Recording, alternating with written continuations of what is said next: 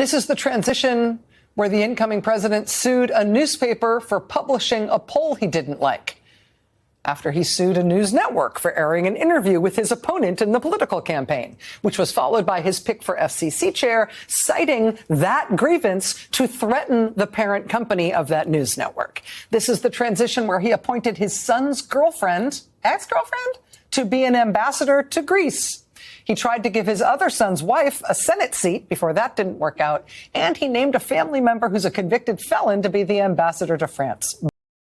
So yesterday, just as Capitol Police officers were wrapping up their long, arduous day securing inauguration services, President Trump forgave the very people who violently attacked law enforcement 4 years ago. On today, you were young, so you weren't the whip king, but you were young and a little kid. But talk about. No, I saw Dr. King twice as a kid, but I joined the movement when I was 12 in the North. And what made Dr. King a national figure is what we picked up today at Metropolitan AME, a church that had the funeral of Frederick Douglass and where the body of Rosa Parks was brought. Dr. King called an economic boycott, as Martin III just talked about, and hit him in the pocketbook. And what we said today is that these companies that are now saying they're going to back up off of diversity and equity and inclusion should therefore not have a diverse consumer base. Mm-hmm. You don't want diversity? Then we should not buy your products. And we're going to... As of today, it will henceforth be the official policy of the United States government that there are only two genders, male and female. The bottom of the hour here out of Washington, D.C., because in the first hours of his presidency, President Trump signed dozens of executive orders revoking many of the former president's policies. Hey guys, this is Vent, and this is the 13% Vent. Trump has done a lot, and as you can see, the left is completely losing their minds. They're super scared. You know, they're trying to help facilitate harboring illegal immigrants, but let's be honest, that they're essentially just trying to break law because they need their votes. A lot of these blue cities and blue states, such as Illinois, California, New York, and so on, they are coming up with their lawyers, spending a lot of taxpayer dollars on trying to defend illegal immigration. But as you guys already know, Trump is not having any of that. He's already signed a slew of these executive actions that are coming down. The left is completely melting down over them. They're upset and they're starting to say things like, oh, what does this have to do with bringing down the cost of food, cost of eggs and things like that, cost of gas? Well, actually, it's got quite a lot to do with that. If you have to compete with more people to get those resources, guess what? You know, those prices are going to go up. And then you have the argument from the left saying, hey, look, we need these workers. We need them to be out in the fields and do the jobs that we don't want to do, a.k.a. the new form of slavery, which, you know, the Democrats have always been in favor of. Just look at the Civil War. But that's not going to fly. You know, we've gotten to the point where most Americans have woken up. They understand that, hey, look, we don't like high cost of food. We don't like illegal immigration. Many of these people who voted for Trump were people who came in legally. They were people who had to wait in line for years and years, and they finally got their citizenship. And now they're watching tens of millions of illegals just come in for free, basically. So, yeah, no, people don't like it. Americans aren't for it. You know, we're all excited to see what Trump is going to do over these next 4 years. And I'd say one of the big ones is ending birthright citizenship. He already signed an executive order to put that to bed. Do I think it'll hold up in court? No. Yes, there's a constitutional amendment, but I'd say this is a good start.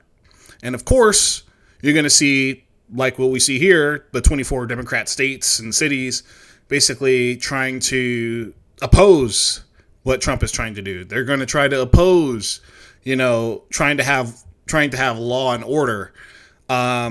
Because let's be real here. These people who are coming over, they know what they're doing. They're coming over here. They're going to have a baby, and then that what people call anchor babies.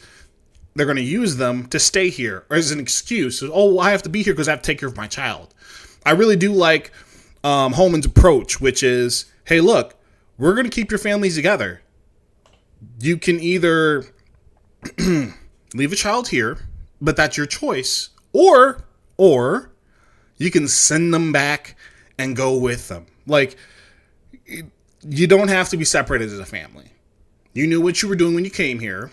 If you want to stay with your child that you had here, your anchor baby, you can take them back with you. But you can't stay here. Bottom line, end of story. But anyway, let's get back to the news. So I've got this video of more leftist news anchors basically losing their minds over what Trump is doing for his administration. And there's your split screen. We've got the grim speaker with the Daily News and the golden age of America with the New York Post. And Willie, I think that about sums it up. What yesterday's festivities were for more like a few minutes to talk about how we are going to cover the second Trump administration. And let me repeat, nobody gets a free pass to operate without accountability. Not the administration that just ended and not the one sworn in today.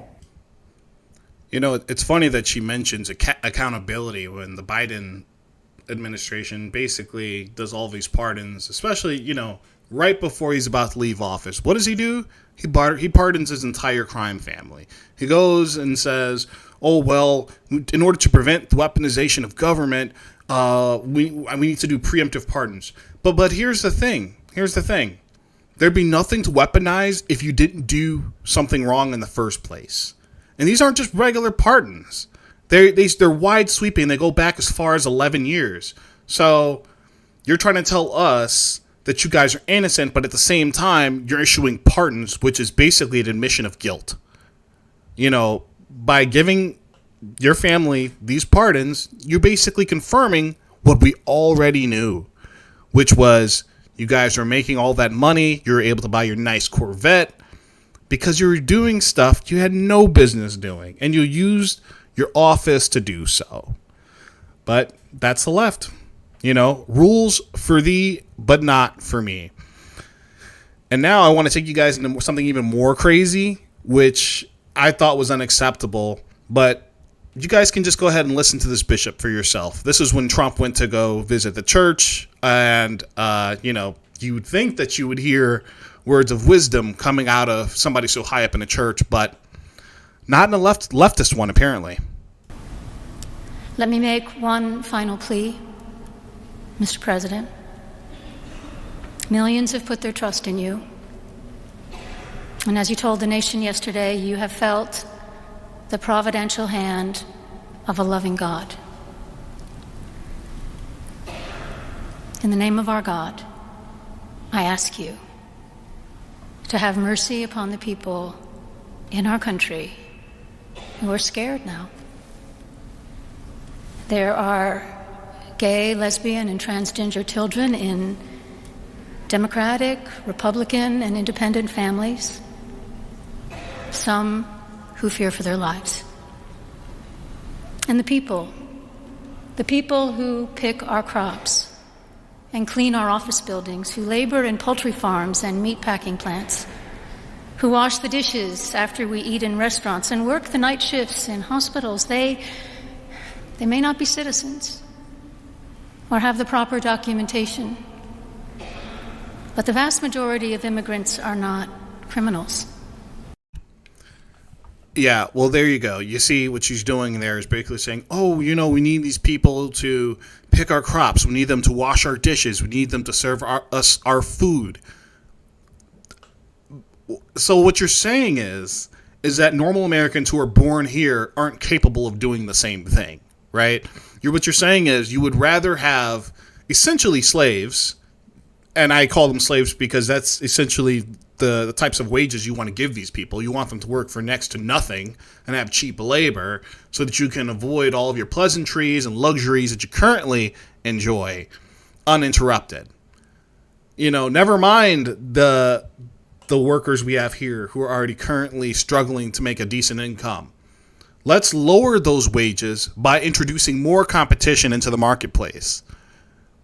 Yeah, let's put Americans on the back burner. These same Americans that you claim that you pray for, the ones that you say that you want Trump to be merciful to. Let's be merciful to them by defeating the purpose of them basically making a living by having more competition in the place, right? Let's make it so that your 16, your 17-year-old son or daughter who wants to get their first job can't get access to that because someone who's not supposed to be here already took that position. Yeah, let's do that. Let's continue. They pay taxes and are good neighbors.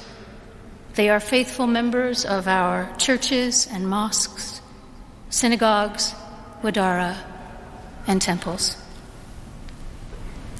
I ask you to have mercy, Mr. President, on those in our communities whose children fear that their parents will be taken away, and that you help those who are fleeing war zones and persecution in their own lands to find compassion and welcome here. All right, you see, now you heard that. So everything that she said there was entirely inappropriate, because essentially what she's doing is she's putting her politics into church. And as a church goer myself, I find that very frustrating, very annoying when I see church leaders doing things like that. Rather than focusing on the message, rather than focusing on God, rather than focusing on the important things, they like to insert their politics. And yes, by the way, she of course supports LGBTQ, even though the scripture directly opposes it. Anyone who's read the Bible knows this. And it's not just like one chapter, one verse. No. It's throughout several chapters.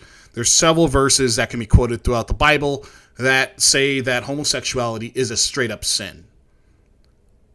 So, yeah, that's unfortunate. Well, anyway, I want to know what you guys think. Put down what you guys think about it in the comments. Like, do you think that this is appropriate? Do you think that, it's okay for us to have churches with people who think with that type of ideology, ones where they put what they think personally as a human over what God has said in his word? And with that, I'll end it there. I hope you guys have a good one. Please like, comment, and subscribe.